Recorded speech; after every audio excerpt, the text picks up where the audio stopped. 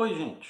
Eu quero ler dois versículos para vocês. O primeiro está no profeta Amós, capítulo 3, versículo 6. Fala assim: Tocar-se-á a trombeta na cidade, sem que o povo se estremeça?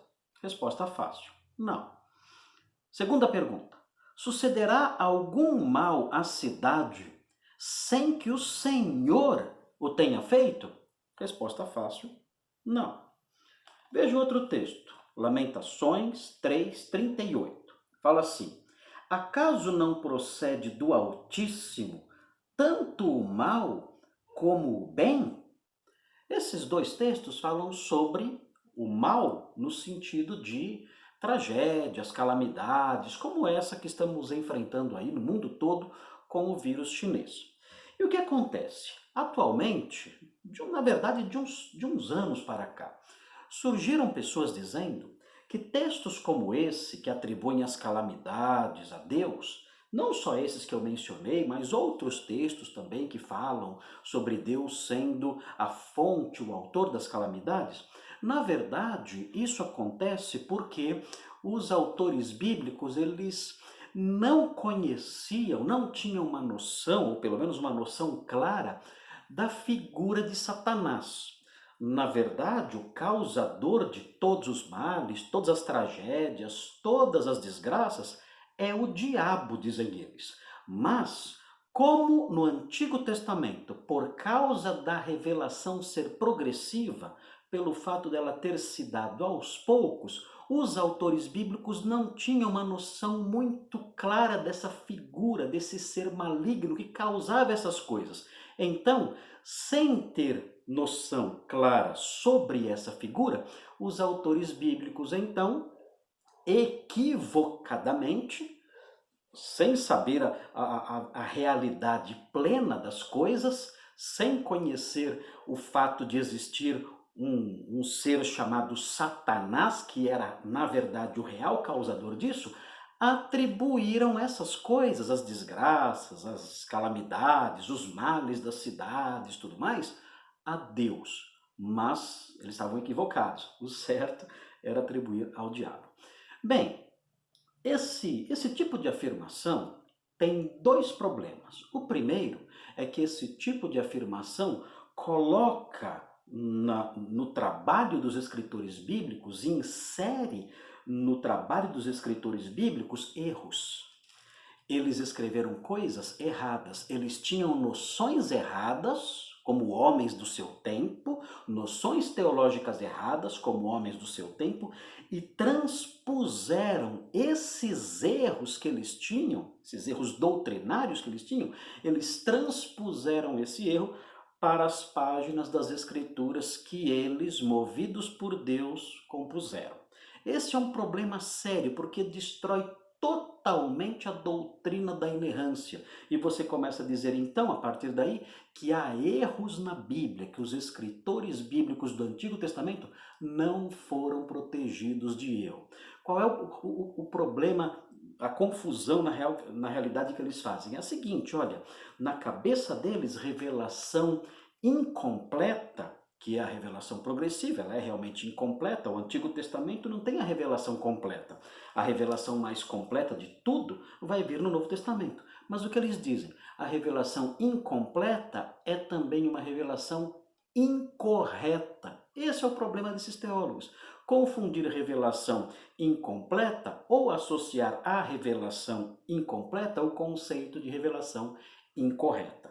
Isso está errado. A revelação não era do Antigo Testamento, não era completa, mas era correta, plenamente correta. Tudo que os autores bíblicos ensinaram, eles ensinaram sob a supervisão do Espírito Santo. Nenhuma profecia foi dada por particular elucidação, ou seja, a partir das percepções da pessoa. Antes, diz o apóstolo Pedro, homens santos falaram da parte de Deus movidos pelo Espírito Santo. Outro problema dessa concepção é que eles dizem, a partir das suas ideias, das suas intuições, dos seus conceitos aí e tudo mais, eles dizem que os homens, os escritores e os leitores do Antigo Testamento, lá daquela época, antes de Cristo, não tinham, como eu disse, né, eles dizem que eles não tinham uma noção clara da figura do diabo. Gente, isso é um equívoco que não dá nem para a gente levar a sério. É claro que os escritores do Antigo Testamento e os leitores do Antigo Testamento, desde a época de Moisés, no século XV a.C., tinham sim uma noção muito clara da figura do diabo. Logo no comecinho do Antigo Testamento, no capítulo 3 de Gênesis, nós já temos ali a figura da serpente, do tentador que levou Eva a se rebelar, ela e Adão a se rebelarem contra o Criador. Eles tinham sim noção da existência desse ente maligno que tenta os homens, que é o responsável aí ah, por ter inserido a morte no mundo e o pecado e tudo mais. E não somente lá, nós encontramos também no livro de Jó. Dizem os comentaristas que o livro de Jó, a história do livro de Jó é dos tempos patriarcais, ou seja, 1400 anos antes de Cristo, ou talvez alguns dizem que é do ano 1000 antes de Cristo, não sabemos, mas note, nos capítulos 1 e 2 de Jó, a figura de Satanás, do diabo, aparece de forma proeminente, ele aparece ali acusando Jó, acusando o próprio Deus. Nós vemos essa atividade intensa do diabo ali trabalhando ali e sendo apresentado no livro. Será que as pessoas do Antigo Testamento, desde a época de Moisés, não tinham noção dos escritos de Gênesis? Não tinham noção dos escritos de Jó? Ora, claro que tinham noção disso, eram livros extremamente populares. Nós vemos também a figura de Satanás no levantamento do censo feito por Davi. No primeiro livro das Crônicas, no capítulo 21, aparece ali a figura do diabo como incitador de Davi a fazer o censo. E isso no século V antes de Cristo. Nós vemos também no profeta Zacarias, no capítulo 3, versículos 1 e 2, nós vemos ali mais uma vez a figura de Satanás ali presente logo nos 2 primeiros capítulos, e Satanás sendo repreendido por Deus ali, sendo chamado ali de Satanás e sendo repreendido pelo próprio Senhor. E isso também no século V, talvez o comecinho do século VI antes de Cristo. É claro, então, que os escritores bíblicos tinham noção, sim, de quem era Satanás, de quem era o diabo, e sabiam, sim, do seu papel. Mesmo assim, porém, eles atribuíam as calamidades a Deus. Deus é quem é o responsável por trazer essas coisas, por trazer as calamidades, as diversas fomes, misérias, sofrimentos sobre países, sobre cidades, sobre o mundo todo.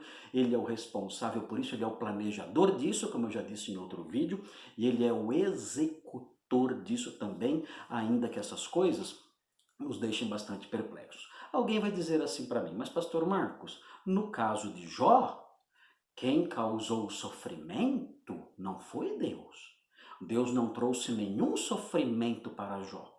Quem trouxe sofrimento para Jó foi o diabo, fica claro ali. Foi o diabo que matou toda a família de Jó, foi o diabo que trouxe miséria sobre ele, foi o diabo que tocou na carne dele e fez com que ele adoecesse, foi o diabo que fez tudo isso, não foi o próprio Deus. Deus apenas permitiu, né? Como a gente já disse aí, que é uma linguagem não muito adequada. Bem, isso, se você ler melhor o livro de Jó, você talvez tenha que corrigir aí a sua perspectiva. É claro que Satanás realizou essas coisas, é claro, o texto é claro nos capítulos 1 e 2, dizendo que Satanás realizou essas coisas.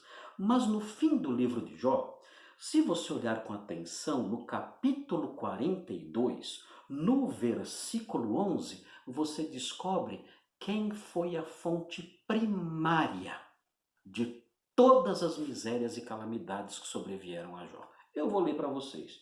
Veja o que diz Jó 42, versículo 11. Fala assim: Então vieram a ele, a Jó, todos os seus irmãos e todas as suas irmãs, e todos quantos dantes o conheceram, e comeram com ele em sua casa, e se condoeram dele, e o consolaram, diz o autor do livro de Jó, e o consolaram de todo o mal. Aqui o mal é o mal moral, é a tragédia, o sofrimento, a dor, e o consolaram de todo o mal que o Senhor lhe havia enviado. Quem então foi a fonte primária de todo o mal que se abateu sobre Jó? O capítulo 42, 11, versículo 11, mostra claramente quem foi a fonte primária. O diabo foi apenas o instrumento de Deus, a fonte secundária. A fonte primária do sofrimento de Jó foi o próprio Deus. Então, alguém pode dizer, mas, e então, em face disso, o que nós devemos fazer? Tudo bem, aprendemos, Deus é a fonte primária, ele pode usar o diabo até como a fonte secundária, como seu instrumento para fazer essas coisas. Isso tudo nos leva a quê? De que modo isso tem relevância para a nossa vida reconhecer essas coisas? Bem, se você olhar novamente o texto de Lamentações 3:38, o texto diz assim, enfatizando isso que eu estou ensinando aqui. 3:38. Acaso não procede do Altíssimo tanto o mal como o bem? Resposta exigida pela pergunta retórica, sim. Dele procede tanto o sofrimento como o bem-estar, tanto a desgraça quanto a bem-aventurança. Dele procedem as duas coisas. E aí vem a lição para nós em face disso. Se é dele que procedem essas coisas, diz aqui Jeremias nas suas lamentações, no versículo 39 do capítulo 3. Por que, pois, diante disso, se queixa ainda o homem vivente?